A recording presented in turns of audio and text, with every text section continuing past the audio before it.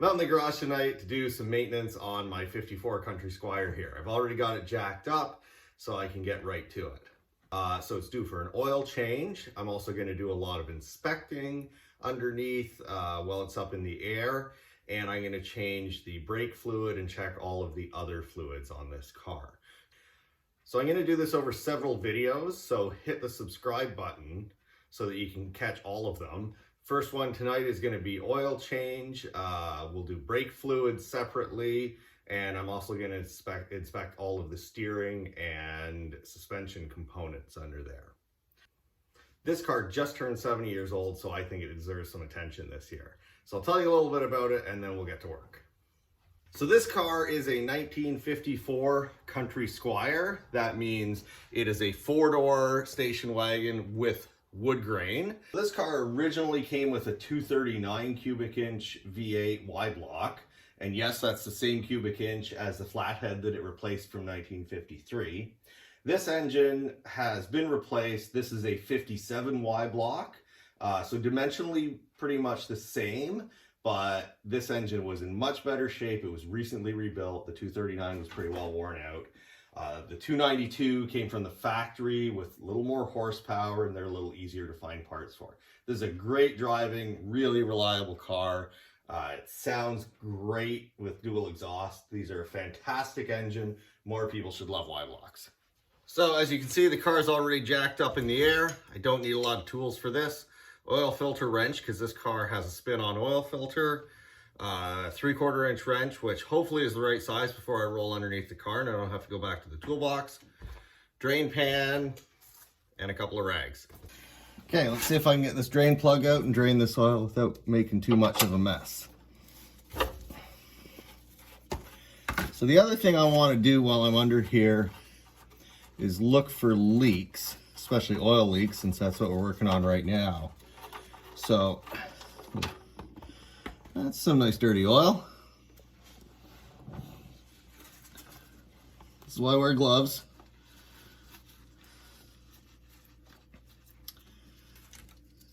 And I didn't drop the drain plug in the bucket, so that was a good move there. So while I'm letting this drain, I want to look around at what else is going on here, look for leaks and things. And it looks like I've got a leak from the front of the oil pan here. So I'm going to grab a wrench and see if maybe those oil pan bolts need to be snugged up or something. That was a new gasket when I put the engine in a few years ago, so hopefully I don't have to take the pan off to change the gasket to stop that, but we'll let it drain and see if I can tighten that up.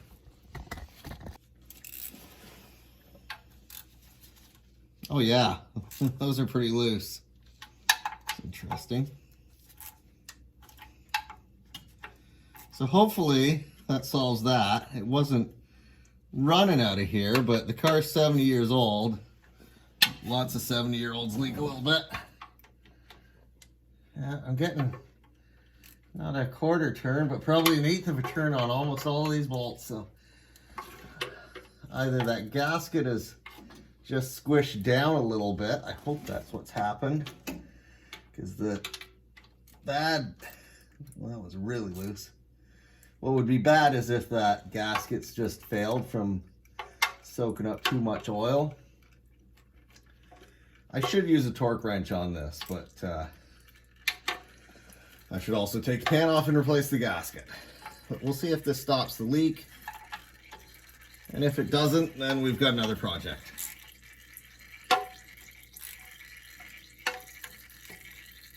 Whoa, that one's really loose. Let's do this without getting in the oil stream.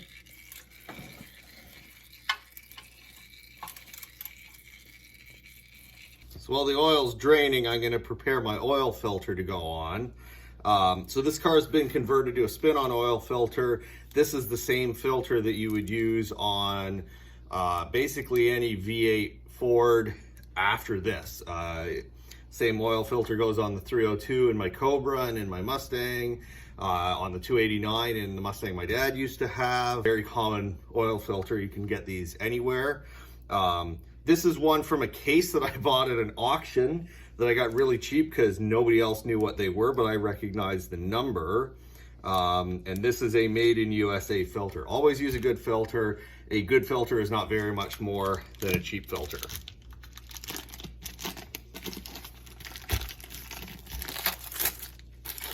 So I'm going to do two things before I put this on the car. One is I'm going to write the date because I'm going to forget when I did this oil change.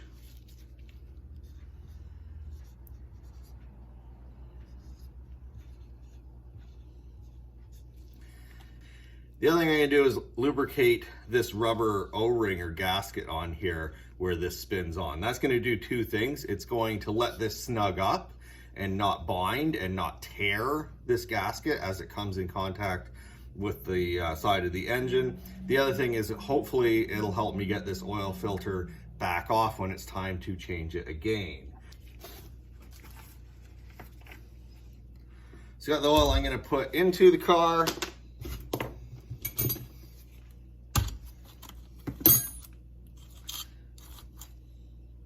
A little bit on the end of my finger, rub it around there. And sometimes it's these simple things that people forget, and they're pretty important. Now, if this filter went on straight up and down, I would actually fill it with oil, but since it threads onto the side of the block, I'm not going to do that because that would just make a mess. But the first time I start it, I'm going to keep in mind that there's no oil in this filter, so it's going to take a little bit of cranking until I get oil pressure. So this engine, because it's got a big carburetor on it and it's winter time and it's been sitting, won't start right away anyways. It's not just going to fire off. So that's good. It'll crank a little bit before it starts, and that'll build oil pressure. And I'll keep an eye on that gauge the first time I start it up. Okay, oil's done dripping. Let's put this plug back in and then fight to get that oil filter off. Come on, go in there.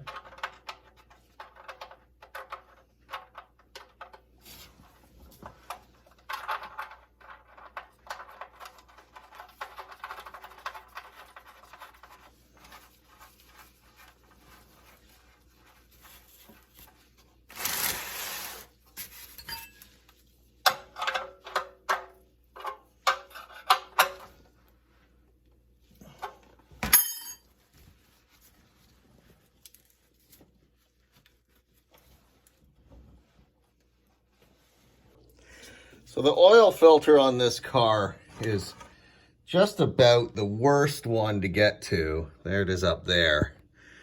This is the worst of any car I think I own, and maybe of anything I've ever worked on. You can't get in through there.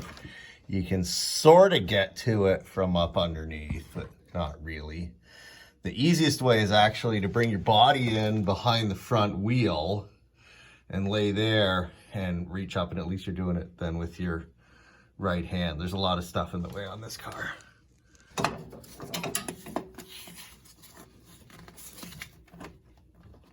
Nope, it's not turning. Ow. Nope.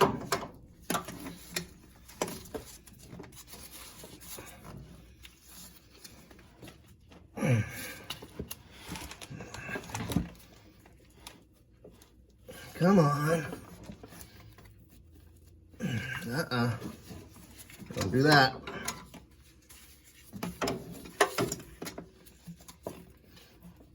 Who put this on there? Oh, I did.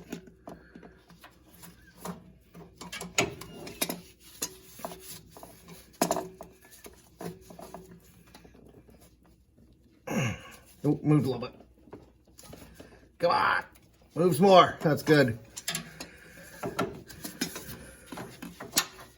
I can't get much of a arc with these pliers.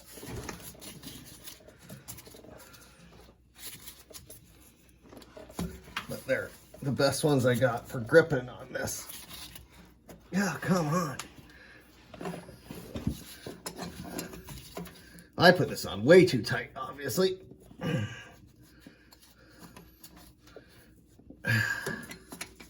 Come on. Don't be like that.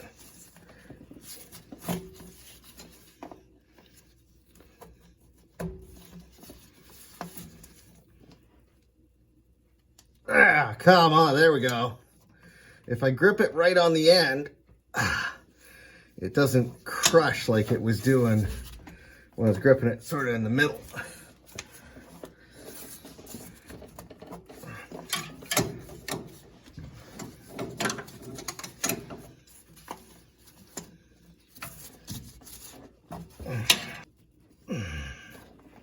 Yeah, there we go.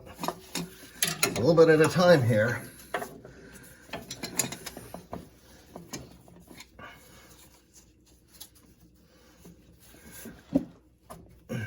And in this angle, I really can't get any strength on it.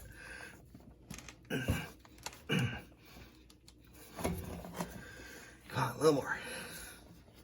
There we are, now we're starting to go.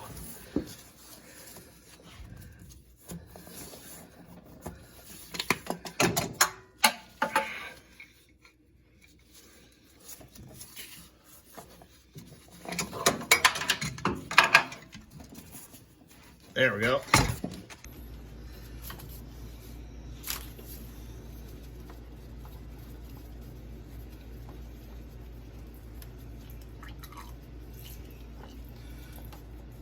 Oh good, it's landing in the bucket. That was lucky.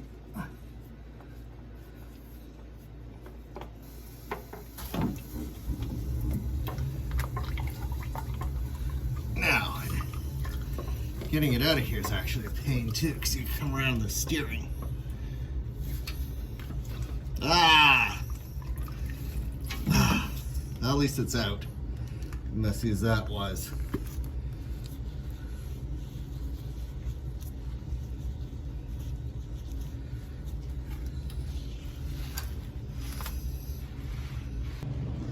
The other good thing that happened here is the rubber O-ring came off with the filter. It's not stuck up there on the side of the block. I'll wipe that off with a rag and we can put our new filter on. There we go.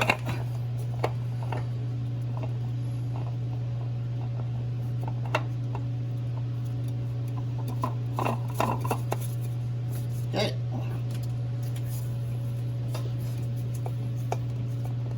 So these don't have to be cranked down like that last one was.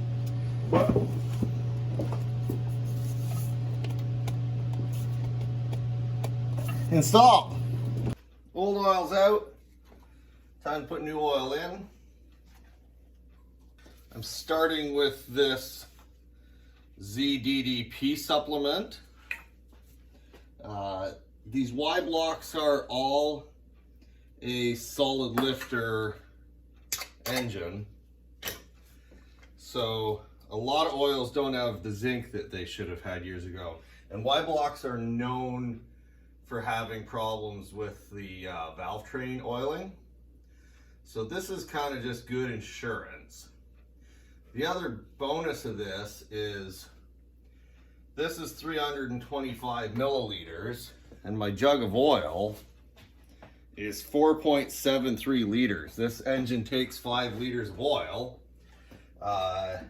So with this additive in there, it's going to be almost exactly the right amount of oil. Get all that goodness in there. I don't want to waste this stuff. It's much more expensive than the actual oil.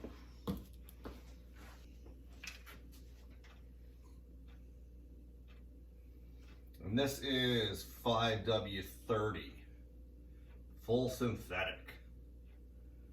So this is much better oil than this thing would have had in 1954 and 1957 when this engine was new. I put the drain plug back in, right? You guys saw that happen? Yeah, it's fooling. So that's an oil change on a Y-block engine. Most people have never even seen one of these engines. Now you know how to do the oil change on one of them. So next I'm going to inspect the suspension, lubricate all of the chassis points. I'm also going to bleed the brake fluid out of this and inspect the brakes. And it looks like there's a little differential leak that we have to look at. So hit the like button if you like this video, hit the subscribe button on the channel so you don't miss those future videos. And I'll see you next time out here in the garage.